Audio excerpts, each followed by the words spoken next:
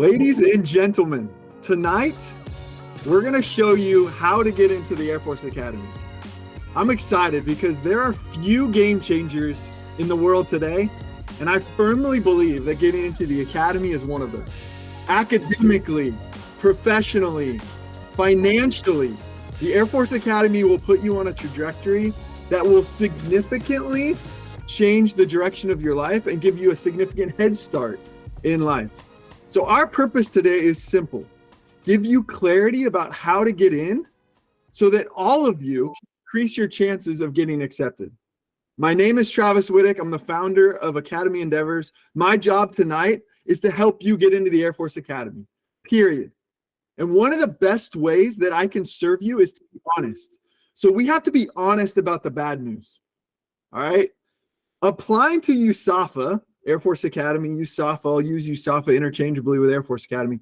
Applying to the Air Force Academy is overwhelming, it's daunting, and it's cumbersome. This process is long, from the beginning of USAFA Summer Seminar applications coming out, which was in December, January timeframe, all the way until April of 2025, when the notifications will come out for you high school juniors that are about to be seniors. That's about 15 to 16 months timeframe. It's a long time. It's the longest college and undergraduate application process in the country.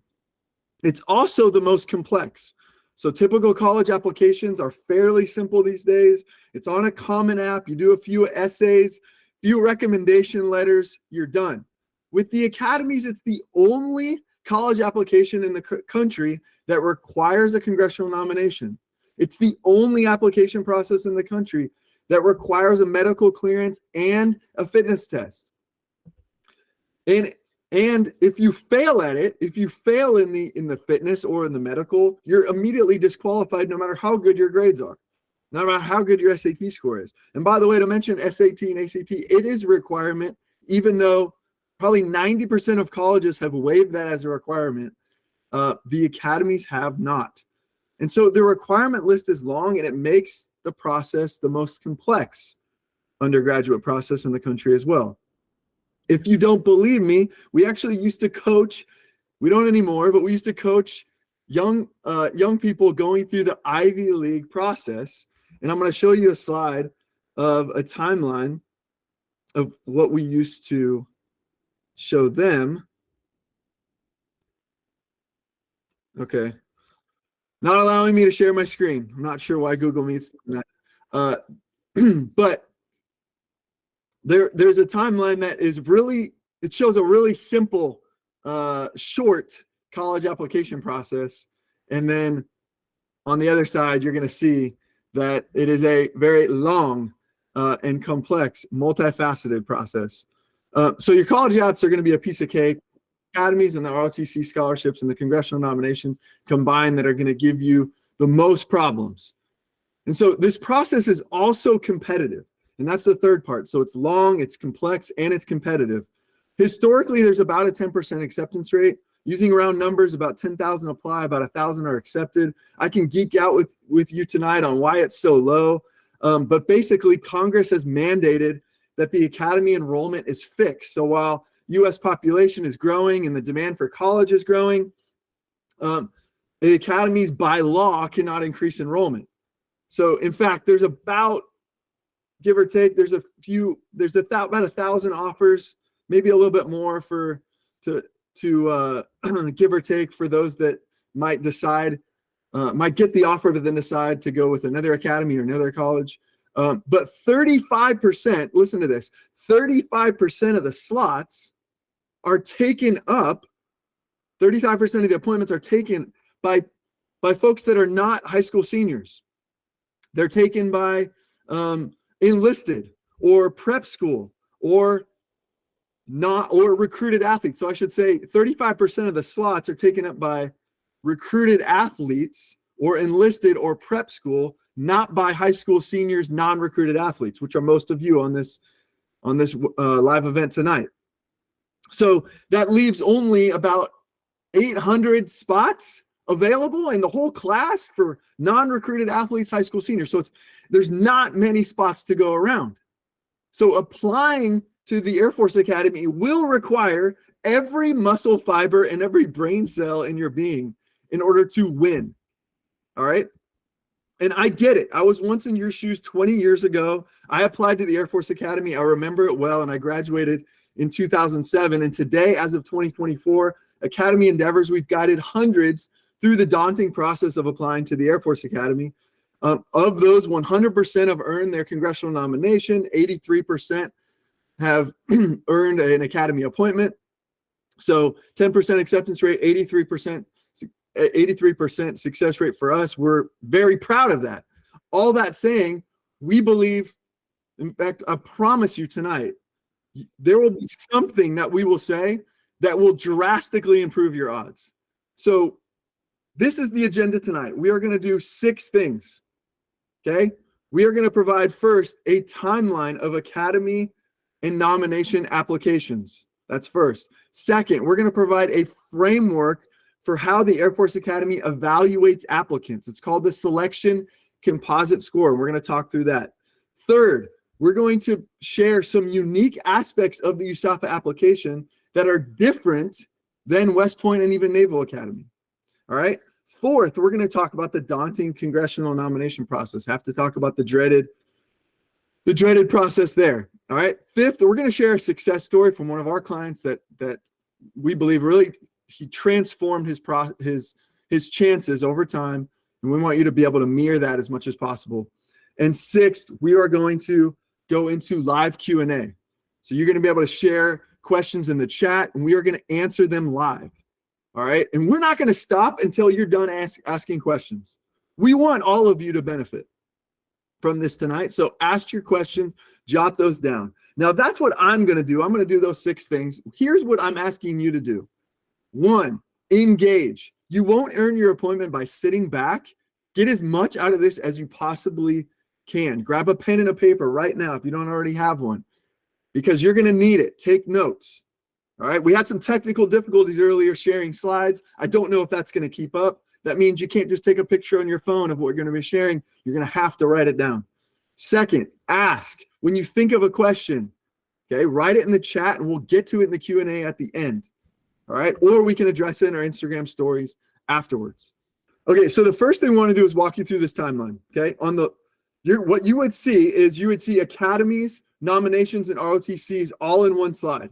You're going to see that in 3 buckets together in one slide, because applicants typically that apply to the Academy are also have to apply to congressional nominations, and most of them are applying to ROTC scholarships as a backup. All right.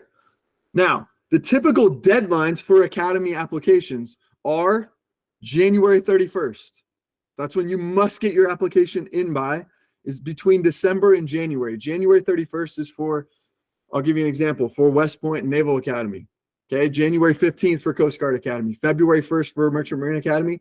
USAFA, you have to look in the actual portal because it's a rolling deadline, something we'll talk about in more detail later. All right. The beginning of the process starts when summer seminar applications open, and that's when you officially open up an Academy application. So if anybody is an 8th grader, freshman, sophomore on this call, and you haven't done the summer seminar application, that's when you actually officially open up an Academy application on file with the academies, is with summer seminar. That opens up between December and February of your junior year. And then you attend that summer seminar if you get accepted in the summer of your rising senior year. The real applications, listen up, the real applications open up over the summer as a rising senior. So you would come back from your summer seminar experience and your Academy application would most likely be open. For USAFA, the Academy's applications open on July 15th of every year, okay? West Point open around they usually open around June 1st. Naval Academy this past year opened around June 15th, okay? So it's over the summer going into your rising senior year. Notifications, when you notify when you're accepted or not, it's a rolling notification. All the notifications will come out by April 15th of your second semester senior year. And that's because National Decision Day is May 1st, so they want to allow you some time to make your decision. Some prep school waitlist and even DODMER medical clearances will happen after April 15th, but that is not the norm. If all goes well, then you will report to basic training at the end of June. Okay, so what is our suggested timeline for you given this time period? Well, we suggest, and we do this with all of our clients, is we suggest you submit before August 31st going into your senior year. Now, why do we suggest August 31st? You hear all the time, work at this academy application early, submit early, and it drives me nuts because it's not specific enough, because no one knows actually what early is. So for some 17-year-olds, early is a day before the deadline. Okay, the reason why we suggest August 31st is for three reasons. One, you're going to have a very busy senior year. Listen up, everybody who is a high school student listening to me. Your fall semester of your senior year, we see it every year, is the busiest time of your life. It will give you huge peace of mind to knock out as much as possible of your academy application before you start your senior year of high school. And you'll be able to do that because I just said the academy applications open up over the summer. Second, the academies have something called letters of assurance. Letters of assurance are academies' versions of early action notification. What that means is they give a limited amount of LOAs, or letters of assurance. I'm going to use LOA as an acronym. They use it to give to the cream of the crop applicants every year, which secures their seat in the class before even nominations come out, but it's contingent. They don't give you an appointment, but it's a LOA reserving your seat in the class contingent upon a nomination and a medical clearance. If you turn it in before August 31st, before the admission board even meets, then it's there and the admissions board can see it as soon as they meet. And then that maximizes your chances of an LOA. It's only given to people that submit early. All right. And the third reason why we believe August 31st is an ideal deadline to submit your applications early is due to DODMERB. DODMERB, you cannot start the DODMERB, Department of Defense Medical Evaluation Review Board. It's a mouthful. You cannot start that until you get a majority of your academy application done. The earlier you start your application and get most of it done, the sooner you can start your medical process and get cleared. And listen to this, 20% of applicants get disqualified by DODMERB due to medical. The more time you have to fight a waiver if required. Okay. Now, there is one caveat. The caveat is it's not ideal for every person to submit early. Not every person. I'll give you one example. If you're failing your CFA, your candidate fitness assessment in August, you might want to hold off until you pass. Okay. But in general, the earlier, the better. Bottom line, submit as early as possible. And you're going to need to block a significant amount of time during your rising senior summer, which is difficult to do, in July and August to get this done. And if you're with us, if you're in a client with Academy Endeavors, you will get it done by August 31st because we will hold you accountable to that unless there is an exception, which I mentioned earlier. All right. Now that we've discussed timeline, I regret that I wasn't able to show you the picture due to technical difficulties. Okay, we can send that after to everyone that attended this call as a reward for you. We also have a few other free giveaways that we want to give to you as well, so that we can add that to the list. Now that we've talked about when to submit your application, I want to talk about how USAFA evaluates applicants. Okay, what I'm going to talk to you about is a framework that I think can hint at how USAFA looks at you. Okay, this is research from a government think tank called the RAND Corporation, which USAFA Admissions shared a lot of their data over years with RAND, and all factors are subject to change by USAFA. This is not any secret squirrel stuff. This is publicly available information, but what I'm doing is distilling down a lot of nerdy stuff into one presentation so you can understand it, okay? So what we have before us is a pie chart, okay? The selection composite score, all right. Academics, 60% of the score. Leadership is 20% of the score. Fitness is not fitness. The selection panel is another 20% of the score. That comprises fitness and a few other things. Okay. Inside the academics category, your SAT amounts to 40%, and your transcript, called the PAR, I can explain a little bit more what that is in a little bit, is 20%. 40 plus 20 gives you your 60% academics breakdown. Inside the leadership category, athletics and non-athletic activities are split 10 and 10. 10% and 10%, and that adds up to 20%. And inside the selection panel category, you have your essays, your ALO interview, your CFA, which is your fitness, and your recommendation letters. Okay, so let's talk about each of these for a minute. All right, the SAT, ACT, doesn't matter which, they accept both. SAT or ACT equally accepted. In fact, 50% submitted an SAT last year and 50% submitted an ACT. It does not matter which. All right, it's the single biggest factor in increasing your selection composite score. Think about that. Almost all colleges are now test optional. The Air Force Academy is not. So what does this mean for you? Getting a strategy for maximizing your SAT, ACT is going to be very important. The average is 1350 and climbing, and a 31 ACT and climbing. Even in the 4 years that we've been coaching applicants full time in this business, it has gone up. It is going up every year. It's trending up. Now listen to some of this data. We went back and looked at the last 3 years of clients that have gotten accepted and the ones that haven't. Listen to this. Of those that were admitted that we know about, their average SAT was a 1398. Those that were not admitted, their average SAT a 1296. So over a 100-point difference.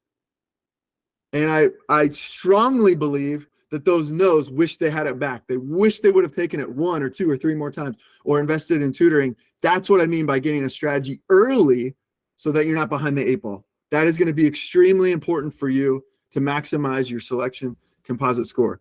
Second section is the transcript or the PAR, but it's not just your grades. It's not just your GPA. Okay. On your transcript, picture a 4-legged stool. The first leg is your class rank and class size. It's your performance in your classes compared with your peers. You might say, oh, but I don't have class rank.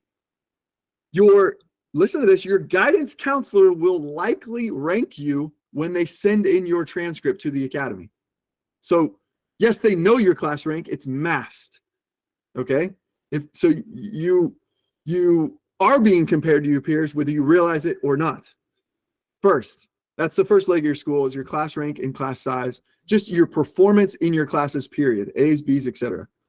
Okay? Second leg of the transcript stool, all right, is competitiveness of your high school. How competitive is your high school? They get this by looking at your school profile, which also the guidance counselor submits, that shows the percent. One data point is the percent attending four-year college. The more folks attending four-year college after high school, the more competitive your high school likely is to be. That's the second, competitiveness of your high school. Third, course load difficulty, percent of your courses that you're taking AP, IB, dual enrollment courses versus the ones that are available. Are you maximizing your chance? Are you challenging yourself to the utmost extent? And fourth is your performance in certain classes, namely your core math and science classes, your grades in calculus and pre-calc, chem with lab, physics with lab, and bio with lab. Those are going to be your most important classes. How well do you do in those classes is going to matter. It's not just your overall GPA. That's the 4 legs of the transcript stool. Okay, so now that we've talked about academics, that's the 60%. Let's go back to sharing sharing the screen again. Okay, so you're looking at this pie chart. We have the 60%. Now let's talk about leadership. All right, athletic activities. I wanted to mention 3 things that comprise athletic activities. 1, varsity letters. 2, year's team captain. 3, year's special honors and award. That amounts to your athletic activities. Club sports participation can be equal to a varsity letter. All right. The one weakness with clubs is sometimes they don't accompany leadership positions. So you're going to want to ask your club if you can possibly be a team captain so you can get credit for that too. Okay. Academies love leadership. Why? They are leadership institutions. They are some of the most world-renowned leadership institutions in the world. Okay. And so because of that, the more varsity letters you have, the higher your score. The more years as team captain, the better. The more years as special honors and awards, such as All-State, the better. If you're not active in sports, you're shooting yourself in the foot. If you have time to pivot and get involved in it, Do it. It's going to be well worth your time. All right. The other part of the leadership is your extracurricular activities, your non-athletic activities. Guys, this is where you differentiate yourself, because most young people out there play sports. Most young people out there have a good GPA. I'm going to show you in a second a 4-year study that we did based on who got in and who didn't. Check this out. The average number of significant leadership roles for admitted candidates who got in, while the average of significant leadership roles for rejected candidates. And the difference, 4.9 to 1.8. That is almost unfathomable. And that shows you that a typical resume is saturated in leadership positions. That's what gets admissions selection committees excited at the academies when they're talking about future officers. This young man or woman has a proclivity to lead. There is something about this young man or woman on campus that is gravitating toward these leadership positions. There's something that the teachers or the administrators or their peers are seeing in them, and this is the reason why. And they're seeing this as a proxy for even leadership ability. Even though it's not a perfect system, you can see how they might surmise that. So how do you align yourself to win? Okay. Now I want to define what I mean by significant leadership positions. I want you to think of significant leadership roles as having 2 components. First, selective, and second, recognizable. Okay. So recognizable. Has the admissions board heard of this? If they've heard of it, they've heard of National Honor Society, they've heard of Student Council. Have they heard of the South Bay Knitting Club? Right? Most likely, no. If the more random it is, the more local it is, the more not national it is. It could be seen as not recognizable and have a harder time interpreting what your impact actually was. Okay, so that's recognizable. Selective is it an organization that you're involved in, club, community, organization, on campus, off campus, that just takes any warm body? Or is there actually some selectivity to it? Is it an elected position? Okay. Is it something that you're going to have to compete for? Right. The combination of the two is a lens through which you can see whether something's significant or not. The more selective and the more recognizable, the more significant the leadership position will be.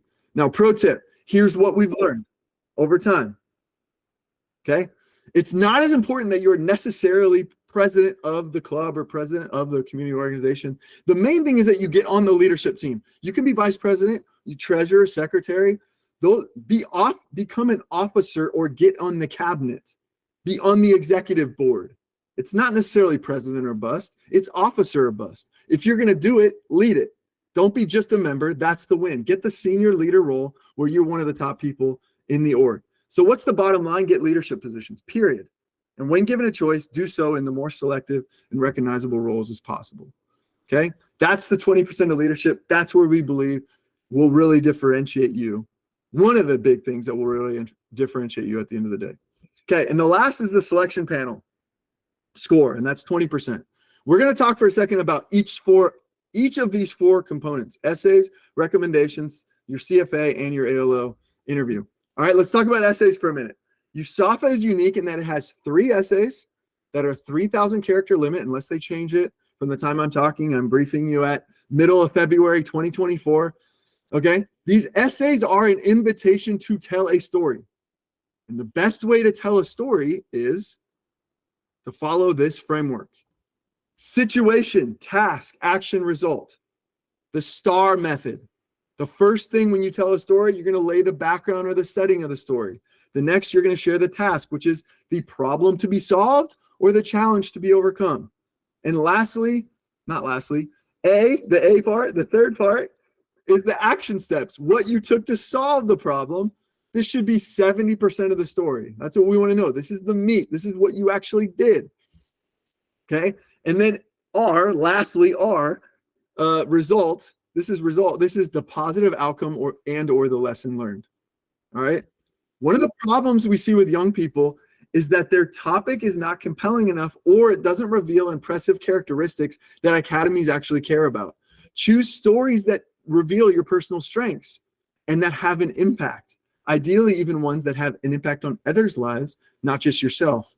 And once you have your topic, this is going to take some self-reflection. Once you have your topic, follow the STAR framework. It's the best way to tell a compelling story in a concise manner. All right. Recommendations is the next one. Let's go back to the pie chart. Recommendations is the next one. You will get 5 recommendations on the USAFA application. 3 are mandatory and 2 are optional. What are the 3 required recommendations? First, math teacher. Second, English teacher. And third, either an ROTC or JROTC instructor, an administrator or a guidance counselor or principal, or another junior or senior teacher. Okay, all of these teachers are 11th or 12th grade required.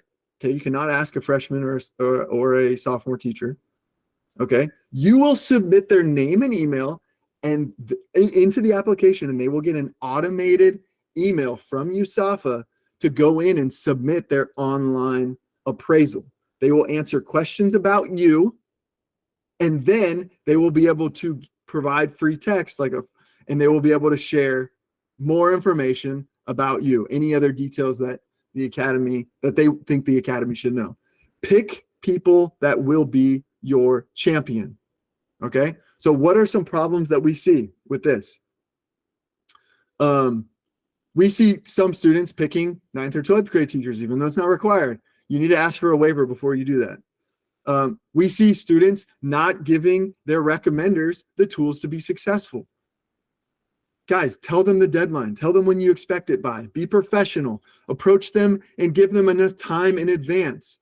Give them your resume and give them talking points about you. All right? Show like you care and you'll get a better rec letter. All right? And lastly is we see with optional, you get 2 optional. This can be anybody except a family member. Okay? And what the problem that we see there is we see people leaving off the optional. They don't actually ask 2 more people. They just do the 3 required. You should ask all the 2 optional. Don't miss an opportunity to impress. Don't do that. And second is don't give them a one-dimensional view of yourself. Don't ask, you already have a math teacher and say a physics teacher, and then you have your English teacher. Fill out the rest of who you are as a person. Whether it's athletics, whether it's in the community, give them a 360-degree view of who you are. Okay, we've talked about recommendations. We've talked about essays. Next, the CFA. I'm going to be real quick with this one. The CFA is 6 events in succession with limited rest in between. If you fail one event, you fail the entire thing. Different from Naval Academy and a few of the other academies, you only get 1 do-over with the Air Force Academy, so make it count. When you schedule your administrator and you go to the track and you do it, if you're sick and you got to throw up, tell them, let's do it again in a couple days. Okay? You only get 1 do-over, so you want the one you turn in to be one of your best ones. All right? The number 1 problem that we see with the CFA is overconfidence. Because most of you are an athlete, you think it's going to be easy. Wrong. Actually, a lot of our clients fail the first mock because remember, if you fail one event, you fail the whole thing. Okay. And we have a gift afterwards at the end of this presentation where we'll be able to share something with you that we think will be a tool that will really help you in this. All right. But the bottom line is do a mock and find out where you actually are in all 6 of these events. Don't just assume. All right. And now we've covered the CFA. Next is the ALO interview.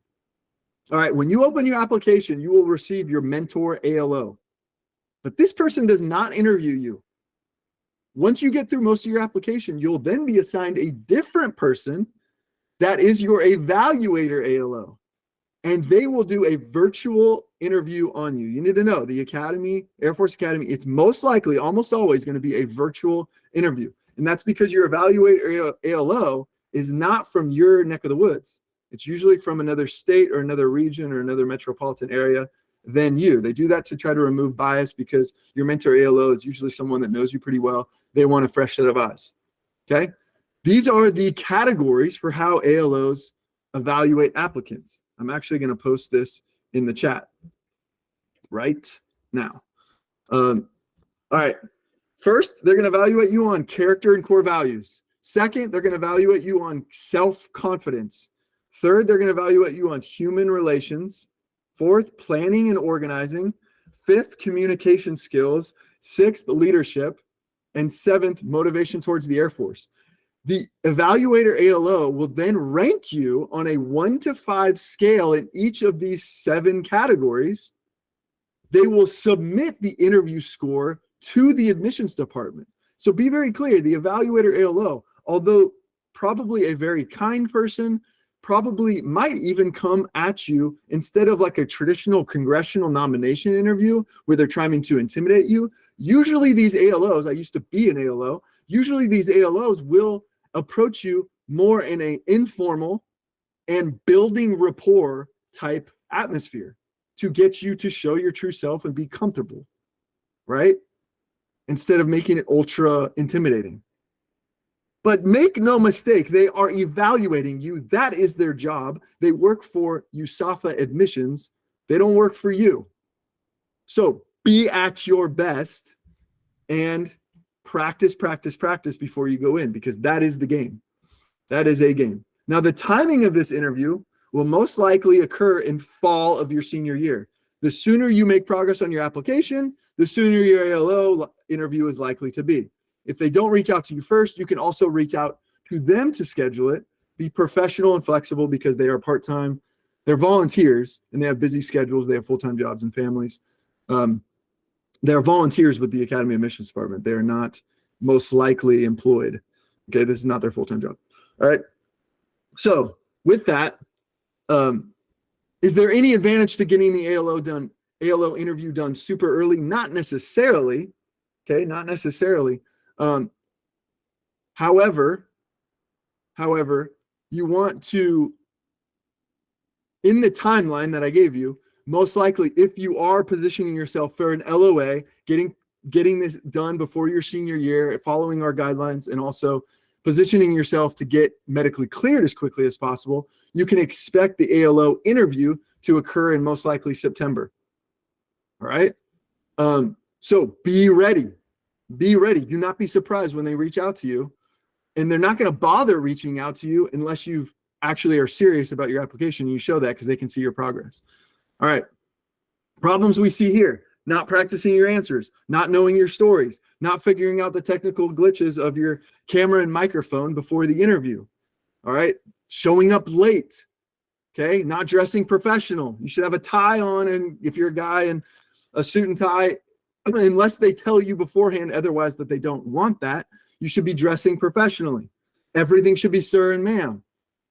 Okay, this is the military and you're a future officer candidate. They expect you to carry yourself as one. All right, now we've covered the framework fully on how USAFA evaluates applicants. The next step we want to give you is details on any other unique aspects, and there are 3, of the USAFA application process. Okay, the first thing we want to share is that the selection committee has about 20 members that meet weekly from the fall until the spring of the next year. They start giving out LOAs in the fall. They usually give them out later than the Naval Academy in West Point. This last year, they started to give out LOAs in November and December timeframe, whereas West Point and Naval Academy can be as early as September. So if you're gunning for an LOA, expect it to be a little bit later in the process for USAFA, but that's what the selection committee is comprised of, and that's how often they meet. Now, deadlines. Contrary to West Point and Naval Academy, USAFA uses rolling deadlines. Okay, so based upon when you open up your application, the earlier you open one up, the earlier your rolling deadline is going to be. Bottom line, it's not the same date for every applicant. You need to look in your portal once the real application opens, and that will tell you your real deadline. They're the only academy that does that.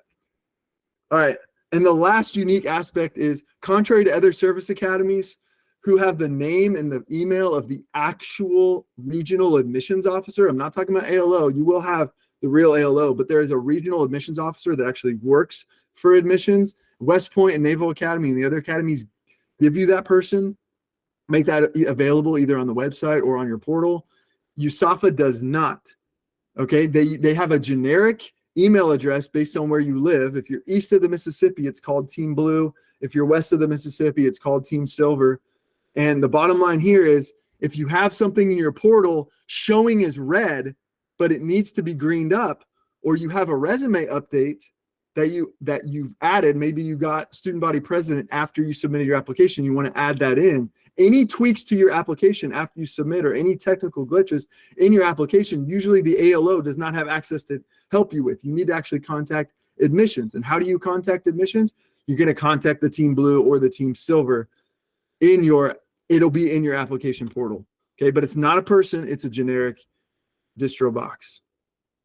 All right, so we discussed the USAFA application at length, the framework, as well as the ins and outs of the unique aspects. Next, we're going to discuss the congressional nomination process.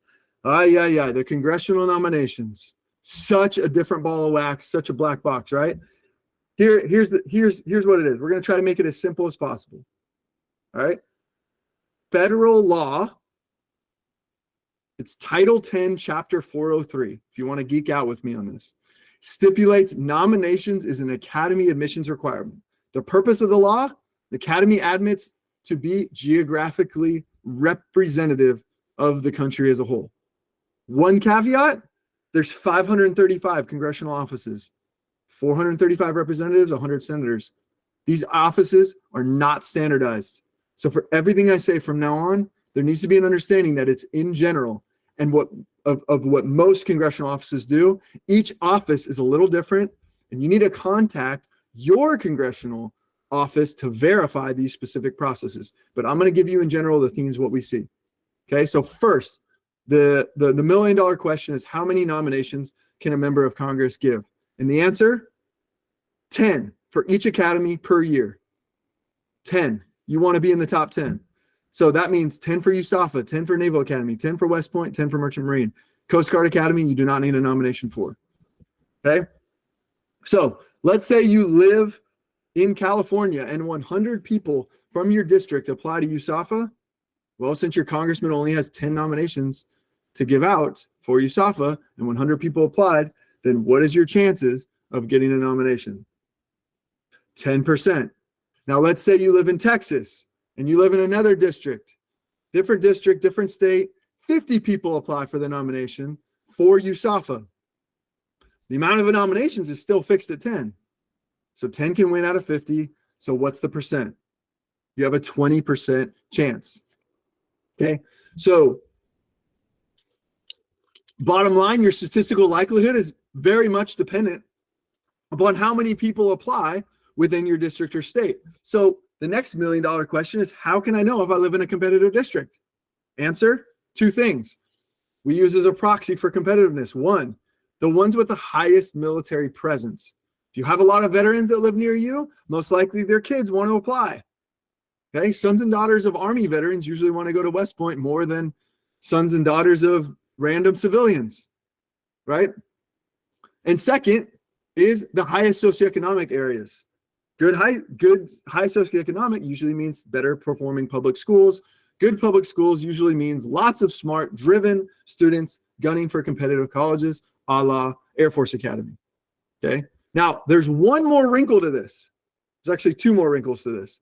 All the nomination applications ask you to rank your preferences. Okay, for which academies you want a nomination for. So for all of you on this call, I'm guessing USAFA is going to be number 1. And maybe if you want to be a pilot, Naval Academy is going to be number 2, and their West Point is going to be number 3. Okay, your academy preferences list matters because some congressmen and senators will only consider you for your number 1 academy. About half of our clients last year were only given a nomination from the congressional office that they applied for the academy that they put number 1 on their list. Now, sometimes you get more than one. Okay, it depends. They can give out more than one. But typically they're not reaching into your 3rd academy and going, oh, let me help you get into West Point if you put it number 3. Typically number 1 is going to be the gold standard. So your statistical likelihood is highly dependent on now 2 things, not just one. How many people apply within your district or state, and also how many people put your number 1 choice as their number 1 choice. Okay, it has to match. Now, the other wrinkle is most don't know this, what I'm about to tell you. But federal law also dictates that the academies must offer one person from each district. There could be more than one, but out of the 10 nominations, one appointment for sure. That's by law. If there is a qualified applicant that has, of the 10, as long as all 10 are qualified, as long as there is a qualified one, they're going to get an appointment, one, at least one. Okay, so that means if there's 435 congressmen and 100 senators, of the 1,000 appointments that are coming in, 535 of those, they won their district or they won their Senate slate. Okay, very, very important that you know that. Now, you can still get an appointment and be a number 2 or number 3, possibly, but the best way to secure the appointment is to win it, to be the number 1. So bottom line, verify everything on your specific congressman and senators websites and apply to every nomination source available to you. Representative, your 2 senators, and the vice president. Everyone can apply to at least 4. And if you're in JROTC or ROTC, or you're enlisted on this call, or your mom or dad served for 8 continuous years, then you're eligible for additional nomination sources, and you should apply to those. Okay, so get organized on the if you're a junior on this call, our clients have already been doing this. Okay, don't be behind. Use your second semester junior year to get prepared for when the academy application comes, you're ready. Second thing is heavily consider your preferences list. Heavily consider your preferences list because of what I just said about typically, not always, but sometimes they're only going to give you your number 1 academy. And then third is win your district and you win the appointment.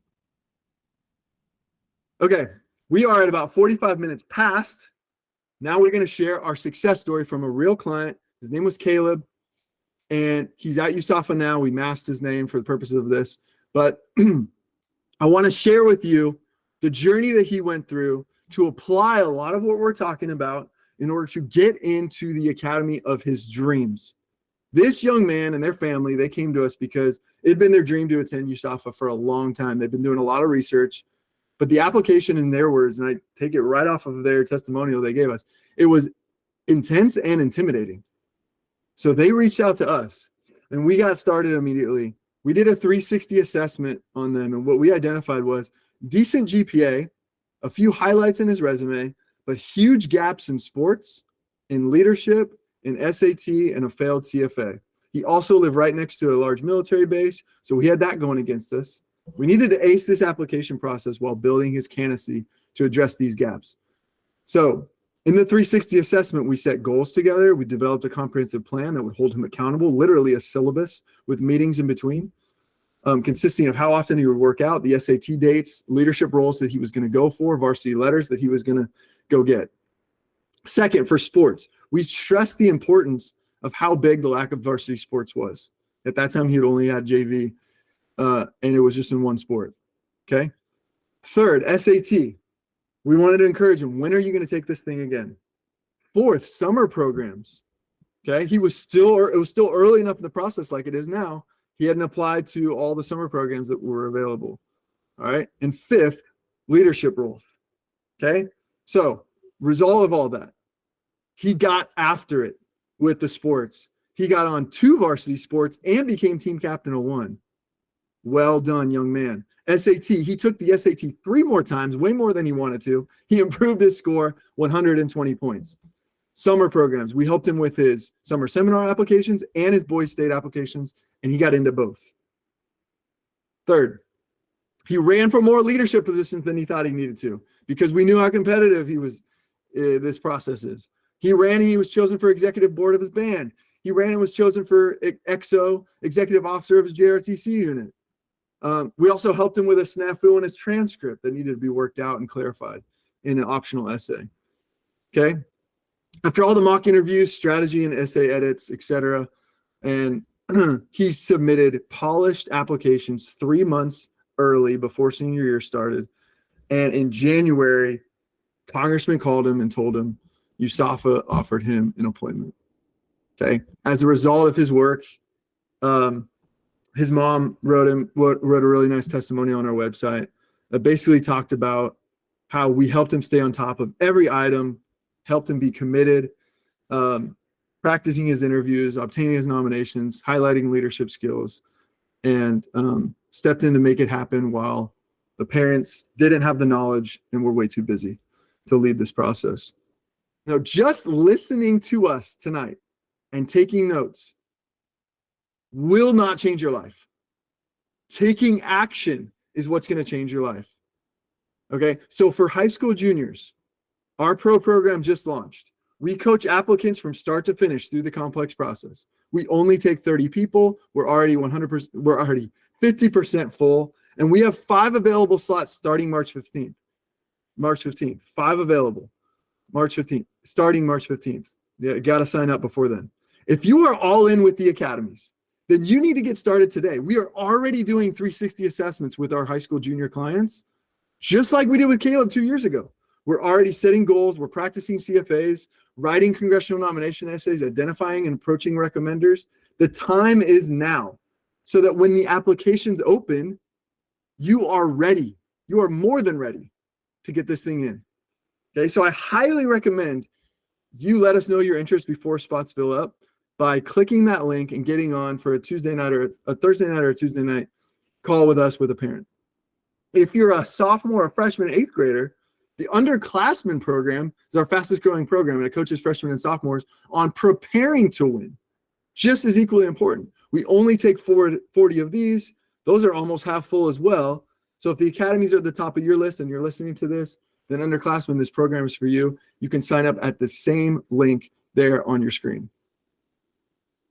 Now, before we get into Q&A, I want to say thank you for listening in. You guys have been awesome. It's been 50 minutes of joy and now and my pleasure, really. I love doing this. We love working with young people. And so now I would love to hear your questions. I'm going to actually start with those that already asked in the chat. I'm going to ask you to mute your screen or mute yourself if you haven't already. And we're going to go through these questions together. Okay, so first, this is from Jessica. She asks, how much will leadership positions within school classes like Cadet Corps help the leadership score? So I'm guessing, Jessica, that you go to a military school. And so I'm going to use Cadet Corps as a proxy for JROTC, right? It's a club in school, but it's a military club, or you go to a military boarding school, etc. Leadership positions in that case will help just as much. They're just as relevant. Everything I said about selective and recognizable, those are highly, JROTC and Cadet Corps and military boarding schools are highly selective and recognizable. So the answer is it all applies, and it helps you significantly. And by the way, guys, if I don't answer your question, ask a follow-up or take yourself off mute, and we'd be happy to clarify it. The goal is clarity on this call. If you don't get something out of this, then we haven't done our job, okay? So fight for clarity. All right, next, Molly. How does recommendations from teachers work for homeschool students? Okay, so for homeschool, a lot of homeschool students are doing either dual enrollment, so you have a professor online, or they're in a collaborative environment, or so one of the two usually. All of our homeschool clients have been able to figure this out. Usually it's not like mom or dad is their calculus teacher, right? Because usually that's needs to be by more of a specialist. So what I would recommend is you approach them the same way as if you were a regular high school student and you were going to class every day. You approach your math and your English teacher the same exact way. Your 11th grade or your 12th grade. All right.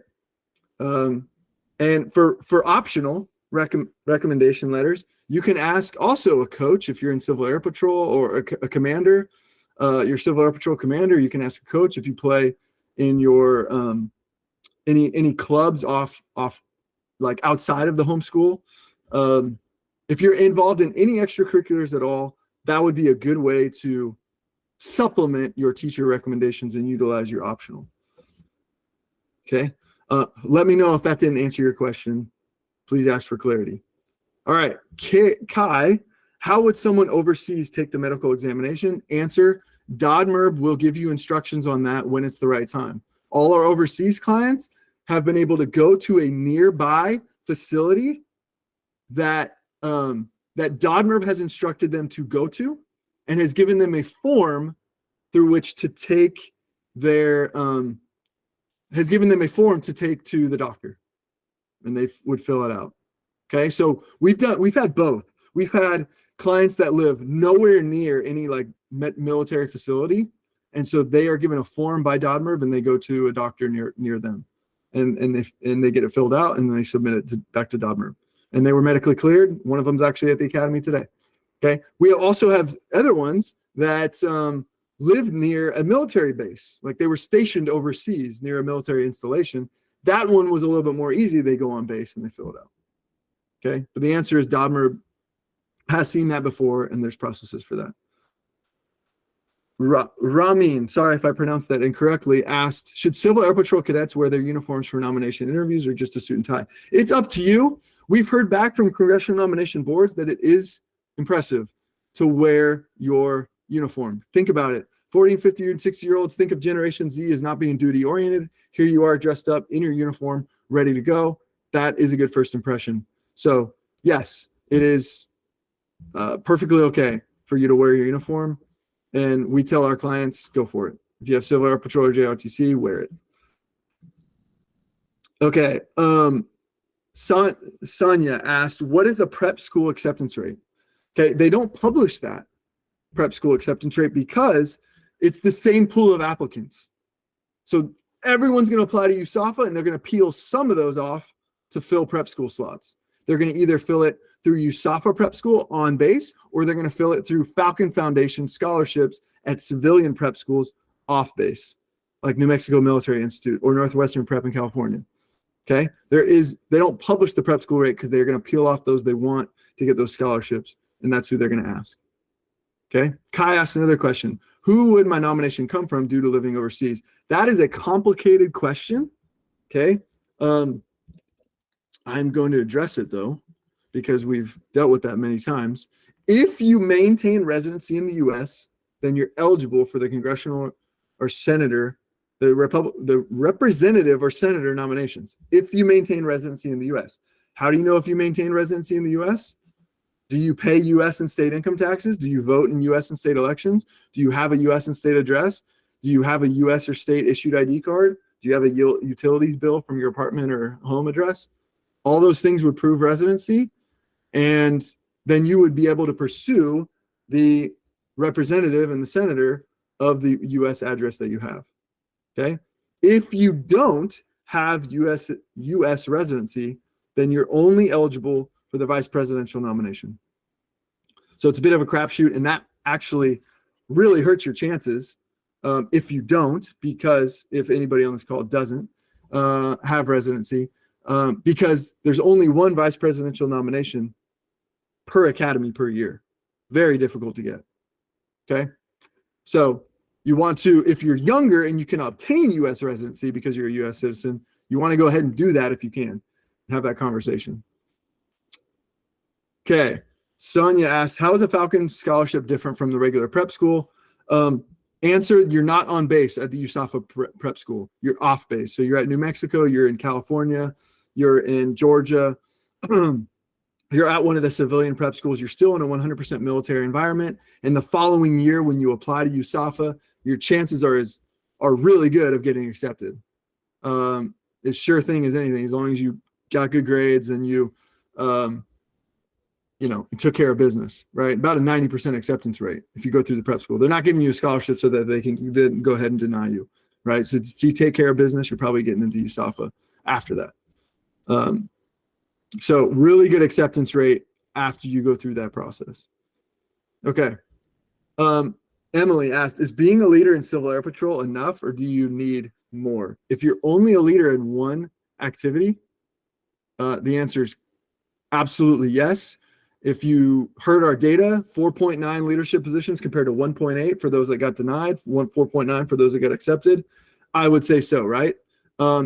You need to get activities, you need to diversify your leadership activities. Okay, so if you're flight commander, squadron commander, cadet commander in Civil Air Patrol. You need to be involved in something else. You need to be team captain of a sport. You need to be in a school club, community organization, be leading out in other activities. Okay, that is definitely going to make you more attractive. Adam asked, is it okay to have B's in high school? Yes. Obviously, it's not ideal, but the average GPA of an admit at the academy is 3.85, which leads me to believe, which shows me that it's mostly A's and a handful of B's and no C's is typically the average. Okay. So but definitely we've had many clients get B's and still get accepted. So you don't need to have straight A's to get in. That's a myth. Adrian, what if high schools don't have any sports teams? My son attends a very selective STEM school and there are only 3 sports teams for boys. He doesn't play any of them. He's involved in many other teams and groups. So I'm assuming by your last comment that he's not involved. He's involved in many other teams and groups, but none of those are sports. Because I just want to clarify what I said earlier. You don't have to be involved in a school sports team. You can be involved in a club sports team, and it would count as a proxy for a varsity sport. So first thing I would pursue is a club sport outside of your school. The second thing I would say is, which of those 3 do you most like? I don't know what year he is. I don't know if it's too late.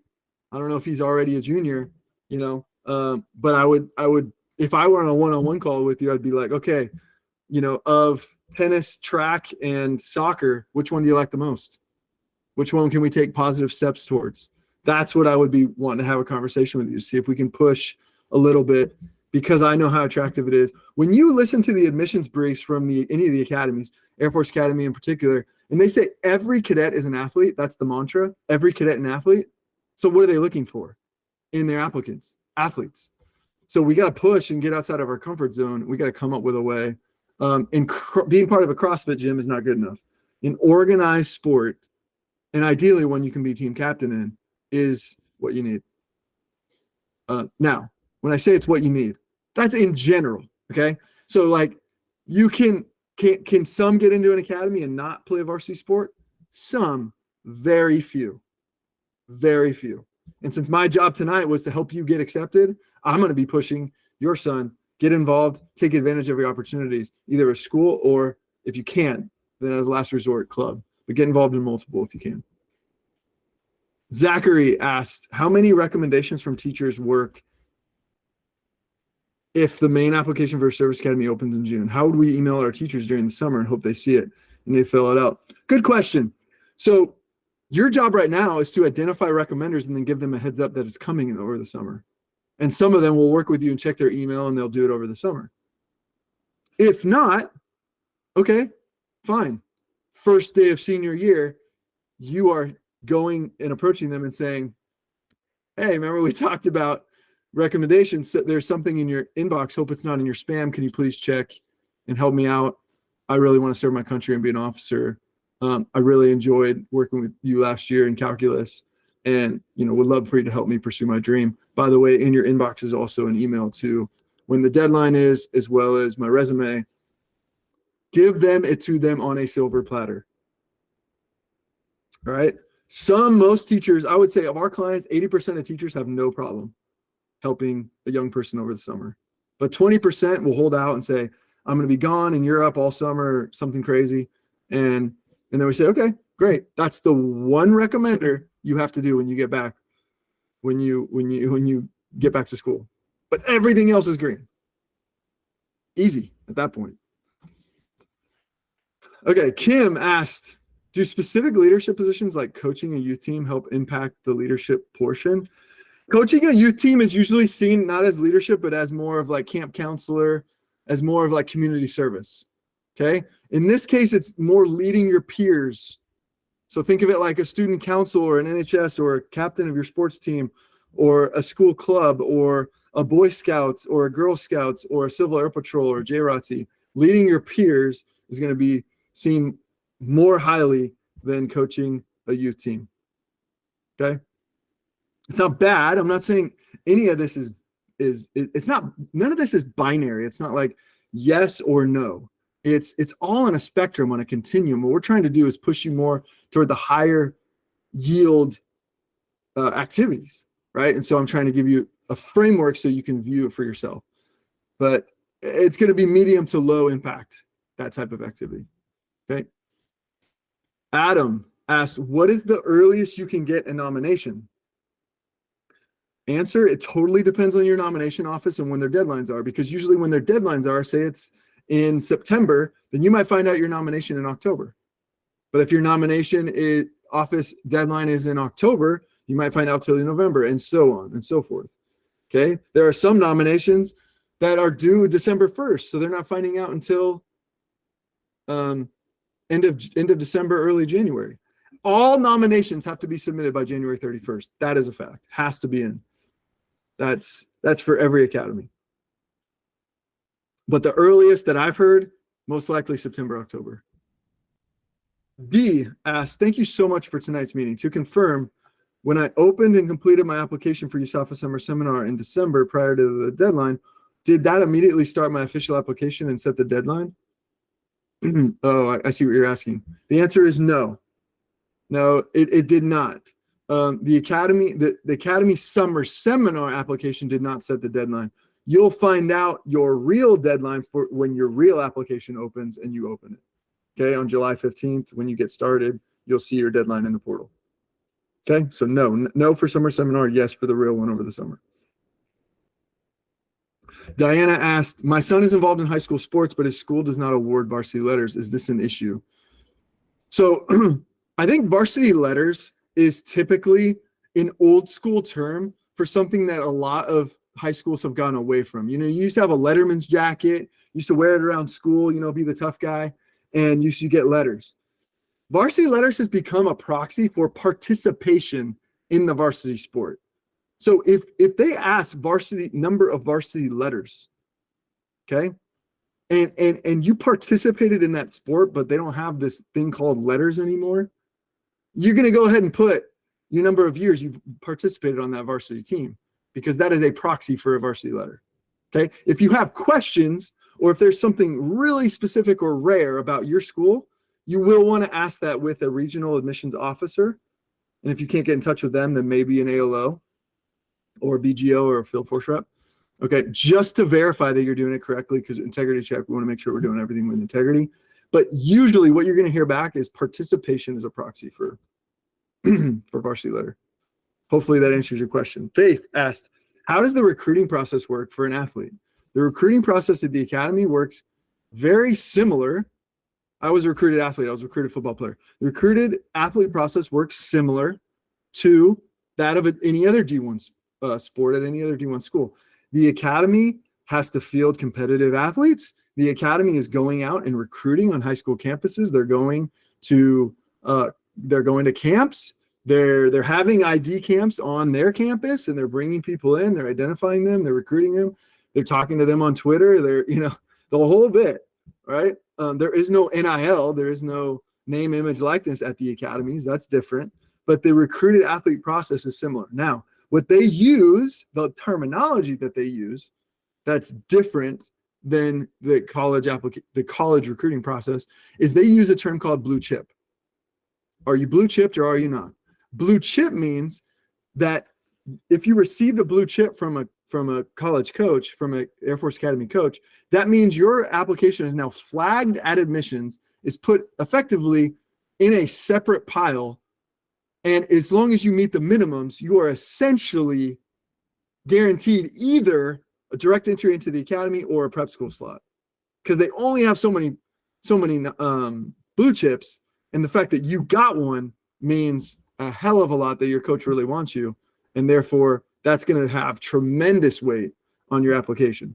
Now, you still have to put forth good essays, good interviews. You can't just put slop together. You got to put forth your best effort. But a normal person's best effort on all those, putting their best foot forward, they're going to get accepted as long as they meet the minimums and get medically qualified, etc. They even have separate nominations that some coaches can use for recruited athletes called the superintendent nomination. So there is a bit of leverage at their disposal. Okay. What's your question, sir? When we try to win the nomination for our district, yeah, are we competing against a recruited athlete in that district? That depends on your district. No, but I'm saying if there's a blue chipper in our district, is that blue chipper going to have an advantage over just a normal person going through the nomination process? Good question. So the congressional office, in all the applications that we've seen over the last 4 years, I cannot recall one. Maybe my memory doesn't serve me 100% accurate, but I cannot recall one that asked, are you a recruited athlete? So the board, I don't think would know that you are a recruited athlete unless they came out and told them, the applicant told them themselves. So that's first off, they might not even know. Second, it actually could work for them or could the recruited athlete, it could actually work for them or work against them. Meaning, if I were a recruited athlete, or if one of my clients was a recruited athlete, I would want them to win the nomination fair and square. I would want them not to say they were a recruited athlete, because the Congressional Selection Board might look at the recruited athlete and say, well, you don't need a congressional nomination. You can get a superintendent nomination. So why would I waste one of my 10 on you? So it can actually help the one that is not recruited. So in this case, your son or daughter. Okay. I don't know how the selection panel is at every 535 districts is going to receive that information. Okay. I could see it going either way. There is not a science to this process. I think the chances are they might not even know. There also might be a chance that, and this is fact, that sometimes you get recruited by the academies after you get jumped on late after the nomination process. Happens all the time. So if you're a spring athlete or if you're a winter athlete and you're a basketball player, you get an offer in January from the academy. Well, you didn't even have time to submit for the nomination. So there's going to be less recruited athletes. It's going to be a rare case that there's a recruited athlete coming in, that unless they were a fall sport athlete and they knew they wanted to go to the academy all along. All right. But the answer to your question is I could see it going either way. I'm not really 100% sure on that. And I'm just being as honest with you as I can, Henry. Does at least the dialogue help that? And did you have any follow-up questions? No, that's good. Thank you. Yeah. Okay. Luke asked, does the Air Force Academy Summer Seminar program application count as your pre-candidate questionnaire? The answer is yes. It was an easy one. Sonia asked, I attend a very selective and competitive biomedical high school. Will the academy take that into consideration when evaluating my transcript? Absolutely. That'll be on your school profile. It'll be all over your transcript that the guidance counselor submits. Which aspects of the application may lead to you getting into the prep school instead of a direct appointment into the academy? So these are the typical applicants that go to a prep school. They get a prep school offer. Either they're a recruited athlete, or there's three categories usually. Recruited athlete is number one. Football players take up a lot of prep school slots. Just saying. Blame it on the football team. Number two, second is underrepresented minorities. So to meet diversity or inner city or low socioeconomic needs, diversity needs. And the third is you have a killer resume, but you're too low on your SAT or ACT. That is a perfect profile for, we need this kid. He's a phenomenal leader, but we can't get him in direct entry because his SAT or ACT is too low. Those are the three categories, Sonia. Hope that helps. Adam asked, does different nomination sources have different weights? For example, would a nomination from a JROTC instructor be worth less than a nomination from a representative? Good question. No, not weighted, because nomination is binary. You need a nomination. It's a 0-1. If you don't have a nomination, you cannot get a direct entry slot. You're only eligible for the prep school. If you have a nomination, and it's agnostic to JROTC or presidential or vice presidential or congressman or senator, there's no hierarchy of that. You just need to have a nomination. Now, what does matter is not necessarily the weight, meaning you're not like like people ask me all the time, does a senator nomination weigh more than a congressman? The answer is no. It's nomination it meets the requirement. However, where it weights more is when you have, there are only so many congressional nominations from one district that they can appoint. There are only so many senator nominations that can go to the academy. So when you are on a list for Congressman Smith, he, by law, can only have 5 people at the academy under his name at any given time of the 4 classes. Let me say that again. The congressman can only have 5 people on his list, or the senator, at any given time. Okay, so where it matters is when you have those restrictions. So that's why you want to get as many nominations as possible, because when you want to give them as much flexibility as possible to admit you. Does that make sense? Please unmute yourself if that's not clear. Okay, I'm also going to open up one other thing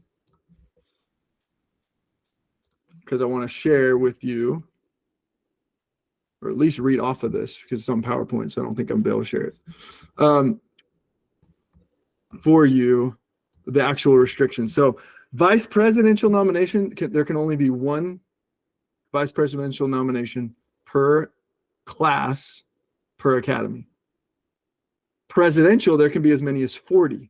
So if your mom or dad served for 8 or more years, you're eligible for the presidential. There can be as many as 40 admits under the presidential list. Okay? And then enlisted, that's another 20. JROTC, you mentioned JROTC, so that's why I wanted to give you this one. 5 admits per class can have a JROTC nomination. Okay? So if think about it, a class of 1,100, okay, 85% of them are going to be on a congressman or senator list. And then there's going to be 15% that comprise the vice presidential, the presidential, the enlisted, the JROTC, ROTC, the superintendent, and then the service secretary. That's another one that they use at their disposal to fill the rest of their class. Okay. All right. So Adam, I think I answered a little bit more than you were asking for, but hopefully that helps and helps everyone else that's listening in, because everyone's hanging with me. We got 50 families on this call and we're all hanging in there. I love it. Okay. All getting a lot out of this. Zach, do you still need to get the nomination if they send you to one of their prep schools? The answer is yes. The next year when you reapply, you have to get the nomination. All right. Dylan. Can you get into the prep school without the nomination? Yes. Okay, thank you. Dylan, do I use the congressional representative for a congressional nomination from where my father in the Army is stationed or his home of record? It's going to be where you pay taxes. It's going to be where you vote. Where you vote, where you pay your taxes, that's your residency. That's the district you're a part of. That's where you're going to apply for your nomination. So if you're moving around with the Army, it most likely is not going to be where you live now. Okay. Adam, I'm part of Trail Life, which is similar to Boy Scouts. Is that program familiar to the admissions office? Yes. It's newer, but yes.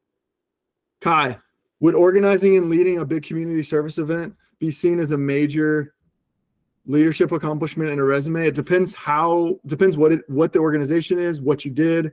Depends how you frame it. But yes, that could be substantial.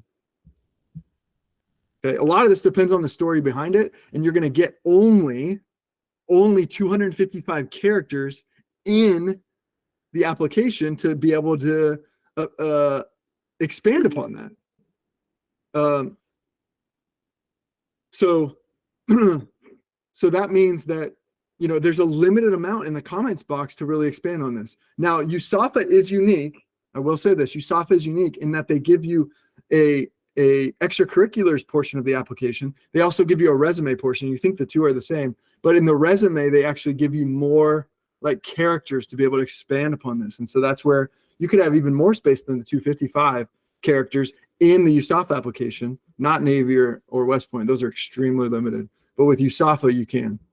But the answer is yes, that could be a great thing. Depends on if you gave me more details, I could tell you yes or no. But if you're leading a team and that team's having a big impact, then yes, especially if it's a recognizable organization like a Veteran of Foreign Wars or American Legion or Red Cross or, et cetera, et cetera. All right. Molly, is Civil Air Patrol or JROTC letter of recommendation better? Do they weight differently because they're organized in their own ways? When you say letter of recommendation, are you meaning nomination or letter of recommendation? Molly. All right. I'm not sure. So I'm going to think she's saying letter of recommendation. And the answer is either one are good. It depends on your relationship with that commander that you're asking. But either one would be a great optional letter of recommendation. Kai asked, would I be able to earn a blue chip through a sport like swimming, which is not connected with my high school? So if you're being recruited and USAFA has that sport and they're actively recruiting you, then yes, you can be blue chipped. But if it's just a club sport at the academy, no. They only give blue chips to varsity teams that have a budget that actually are, the legit D1 teams, not the club sports. Okay, Faith, what if you're a gymnast? How would that work for a prep school appointment? Faith, can you expand on that?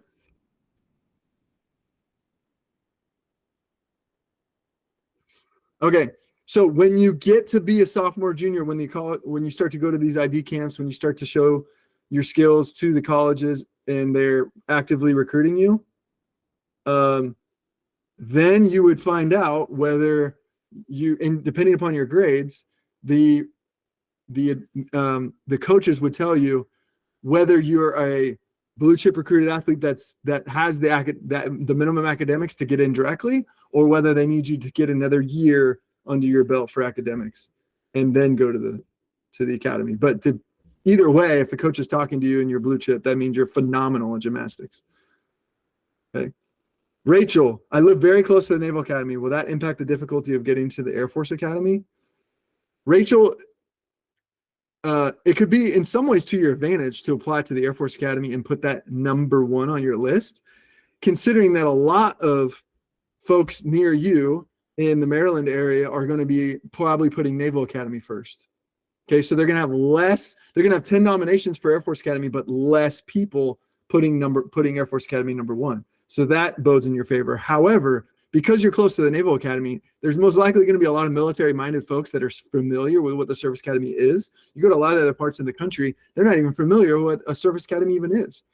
So I would imagine if I did some congressional district analysis on your district, I would imagine you have a very competitive district simply because of the proximity to any service academy and military-minded and them seeing midshipmen around town.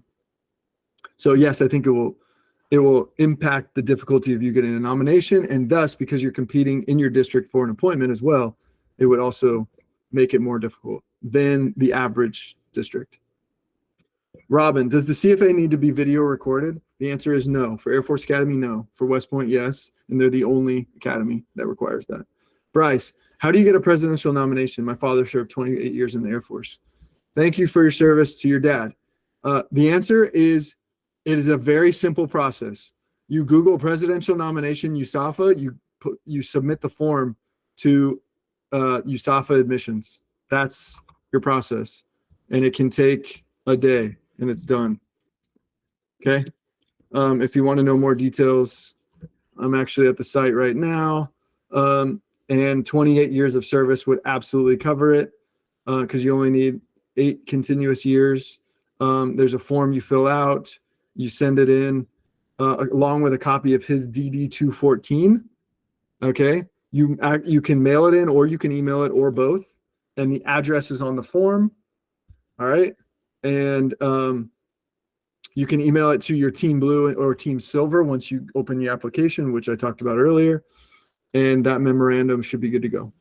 That's as simple as it is.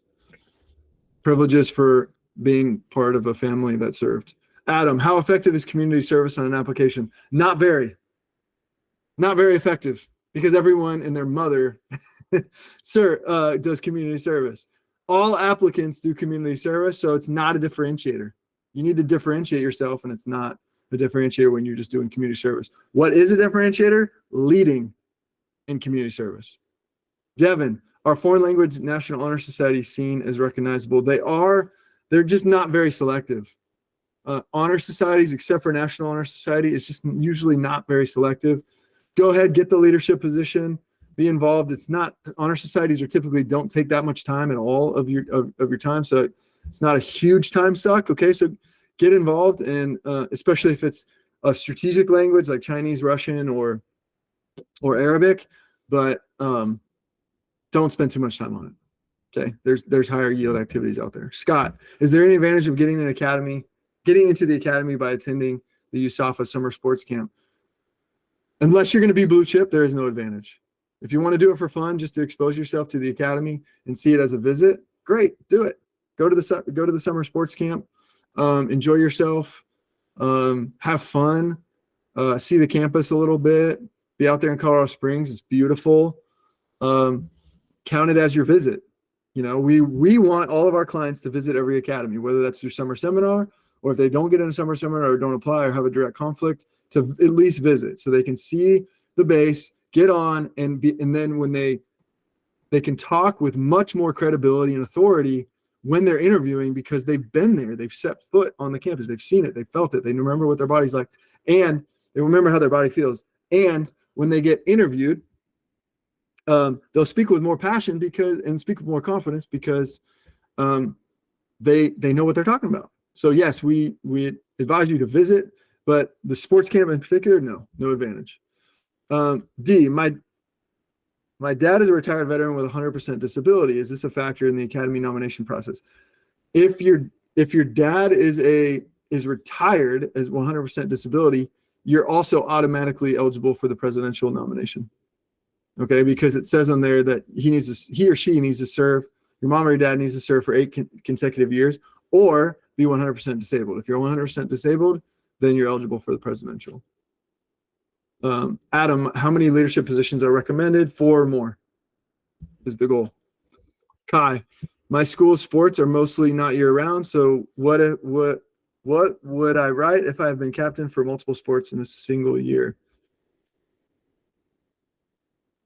Yeah, most school sports are not year-round, and so you would that is most people, and so you would put that in your academy application to be very clear. There'd be drop downs. You would select the years that you were team captain, the years that you 9th, 10th, 11th, 12th, the years that you had a varsity letter, the years that you were team captain. That would all add up to an athletic activity score behind their system that they could see. Noel Sim asked, hi Noel, what is the average class rank percentage for accepted applicants? So I have that data. The vast majority are in the top 20% of their class. I'm going to verify this for you. I have that. Give me 1 second, because I actually have this right in their common data set. So you can you can type in USAFA common data set. You can research this because all colleges reveal academic transparency, and of course, when I'm looking for it, I can't find it, right? That's the rule. It is okay for this one. This is the year 2022, 2023.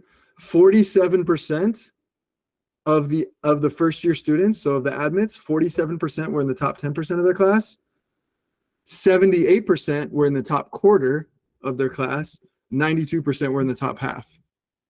Okay, and those 8% that weren't in the top half, you can almost guarantee that they were recruited athletes. All right, so if you're not a recruited athlete, don't even take that into consideration. You need to be in the top 20% of your class. Okay, and I would also say that for SAT and ACT scores. When they say the average is 1380, they're factoring in recruited athletes. What does that mean? If you're a non-recruited athlete, you need to be in 1400s. Absolutely. Okay, because recruited athletes are and they can do this because of recruited athlete privilege, bring the mean down. Okay, you want to be above the mean. All right. I'm going to go to the next question. Robin, does valedictorian carry additional weight? Their class rank of number one, class rank of number one maxes out the transcript, right? That as long as you're taking competitive classes, you go to competitive school and you're excelling in those classes that I talked about, the four-legged stool of the transcript. It doesn't carry additional weight, but it's already in the 20%. It's already baked in. Kim, what if you may qualify for a second-year team captain your senior year, but it's a spring sport? Great question. The answer, you can take credit for anticipated achievements in your spring semester if you submit it in your fall. So everyone's going to submit in their fall semester of their senior year. But every spring sport athlete has a pending varsity letter and team captainship probably hanging in the balance in the spring. If you know you've received a verbal from your coach and you know that you're going to get a varsity letter and be a team captain in the spring, then you can put it down as an anticipated achievement in the fall when you submit your application and as an integrity check when they go to email your guidance counselor will do a resume verification and they will be like, yep, this person is a baseball team captain or a tennis team captain or a track team captain, and all is good. Okay, great question. If you couldn't do that, it would penalize unfairly all spring sport athletes. And we don't want any spring sport athletes to be behind the eight ball. Okay, Kai. Okay, thank you for the clarification, Kai. Sorry, I just saw that. Jessica, if I have to decide between French 3 and AP US History, French 3 allows me to get a bilingual certificate. If I do French 4, which would be more preferable? If you have to decide between those two, you go AP US History. Not even a question. The academies only require 2 years of foreign language. They require US History, and they spell that out specifically that they require US History. Go for the AP US History. The bilingual in French, not as valuable. Spanish, French, German, not as valuable to the academies as it once was. It's not a strategic language anymore. That was 50 to 100 years ago. Now the strategic languages that all first years must take, Chinese, Arabic, and Russian.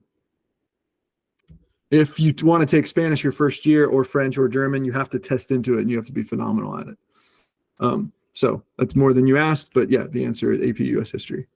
Now, the only caveat to that is if you have a history teacher that is so impossible that there's no way you're going to get an A, right?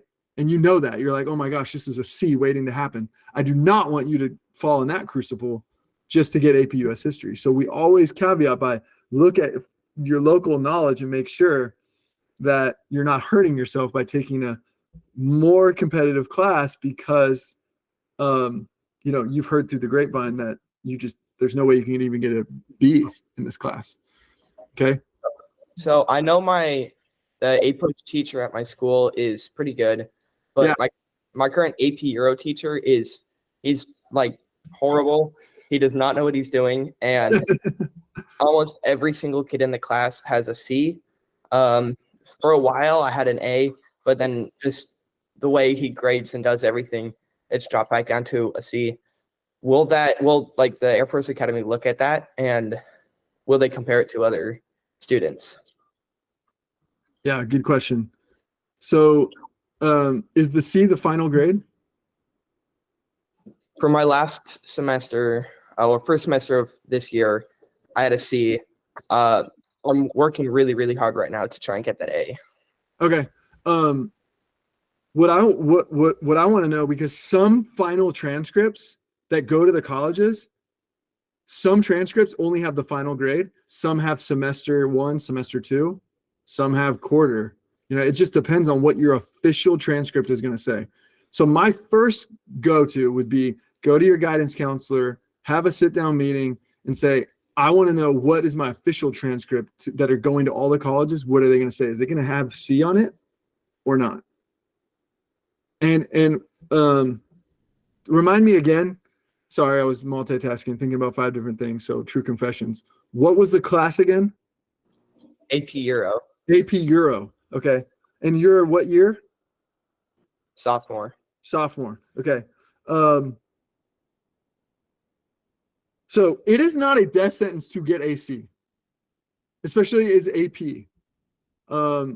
In fact, USAFA has an optional, has a open-ended essay, and this is what it says. The actual prompt, unless they do away with it this next year, the actual prompt is, it says, basically tell me something that you haven't told me already. Okay, I'm actually going to look it up. This is, got it right here. It is, okay, provide any additional information or background you believe will be of assistance in evaluating your application. Okay, there's two directions you can go with this essay. One, you can tell a story that you haven't told already and highlight an attribute about yourself that will make you more attractive by telling in a story format. The other direction, and you haven't hit on it on the other two essays, so it'll be new information. The other direction you can go is you can clarify something in your resume or transcript that has a story behind it that would help admissions not have to wonder what the story was behind it. You would directly address it. Okay, I'll give you an example. Caleb, the success story. He had a D in Calc AP. Now, that eventually got replaced by an A because he got a 4 on his AP Calc test, but it still showed D with 0 credits next to it. Okay, he also had very extenuating circumstances. His parents were separating, and his parents were separating, and he was staying with his brother and getting an apartment and living on his own for his junior year while all this was going on. So very extenuating circumstances. So we together said, let's directly address this. Let's tell the board exactly what happened. We're not making excuses. But we are saying that we're telling the story and how you learn from it and how you bounce back. So you could, young man, address it like a story and explain any extenuating circumstances, and then talk about how you bounce back your second semester sophomore year and what you learned from it. Even you could talk about how you bounce back your junior year in history and what you learned from it, because you're going to take probably a push next year, AP US history. And so that could all be part of a story that you bring up in an essay. Make sense? That could be a route you could go. That's one direction you could go. Okay. The other direction is you could, if there's an issue with the teacher or if there's some sort of long story behind it, you could also go to the administrator, because believe it or not, administrators can change grades. They don't want to do it often. They don't want to usurp the teacher's authority. Okay. But it happens. So there's also that, having a meeting directly with the teacher or even going above the teacher with a parent. Okay. Sometimes that's warranted, not always. Bryce, would knowing a head coach of a sport at USAFA and getting his recommendation help? Bryce, it helps if you have a solid relationship with them and they know you very well. With optional recommenders, go relationship over rank. Majority of the time, it's relationship over rank. I don't care that you met a general one time at a parade, at the 4th of July parade in your town. That's irrelevant, because that person does not know who you are. It's going to be the most generic thing they've ever read. Okay. I'd rather you submit, and think about it from a board. Wouldn't you as a board rather read something from your varsity coach than something from 4-star that met you one time at a coffee shop while he was doing a book signing? Relationship over rank. Now, if this person also knows you extremely well, fine. But we always go with that mantra, and I think it helps in this case. Tim asks, for the CFA, do you have to meet the averages to pass, or can it be slightly below? It can be slightly below. We guess the minimums. We share those with our clients. What we guess the minimums to be, the academies keep that very close hold for whatever reason. They try to be difficult about it, but we've kind of backed into what we think are the minimums, and but it is below the average for sure. Okay, so you don't have to surpass the average in order to pass. Faith, I'm homeschooled. I'm in 8th grade. Is dual enrollment a better option than AP? Not necessarily. Dual enrollment, IB, AP, honors, it's all viewed as advanced. Okay, there's not a hierarchy there. Right? So Take advanced classes is the point. And Adam asked, and this might be our last question. It is almost 10:40 Eastern, young people. So we are going to get off after this last one. What disqualifies applicants the most? Man, save the best for last. What disqualifies? You use the word disqualified. What disqualifies applicants the most is, well, I'm going through, there's three things in my head that are clear. There's of hoops you have to jump through. Medical, fitness, and nomination. And you have to meet the minimum SAT, ACT score. Okay. It's not really minimum SAT, ACT because there's always the prep school for those types. There's not many, but they're out there. It's not fitness because, believe it or not, the fitness that's out there, because you know well in advance, I would say 90% of people are passing their fitness. It's going to be either nomination or medical. There's a lot of asthmatics out there. There's a lot of ADHD medication that's been passed around through the years. So medical is a huge problem, and it is constantly underestimated in this process. That is another thing we do for clients. That is an absolute headache for all you parents out there, that we get in the weeds on medical records because 20% of applicants are disqualified. But also, if you live in a tough area for nominations can be a real stickler, a real tough one. So the other thing I would say, believe it or not, busting a deadline. That actually might be number one. Procrastination is the freaking enemy of all of you. Kick procrastination in the butt. And that's another thing we help do, hold people accountable, turn it in early, turn in their best product as early as possible. So busting a deadline is number one, medical, nomination. Those are the top three enemies. With that, guys, it has been a blast. I have loved talking to you guys. I see that a ton of one-on-ones are booked up on our calendar. Grab that link while it's still available. That Calendly link. Tori, if you could put it in the chat again. Guys, you're going to lose that link if you don't save it. If your mom or dad have not been on the call and you need to get with them before you book this next appointment, save that link. We just put it in. Yeah, we just put it in there. And God bless you guys. Good luck to you. Kick ass. Let's all get into the academy. I want all you guys to change your future, transform your future, transform your life. Get into an academy.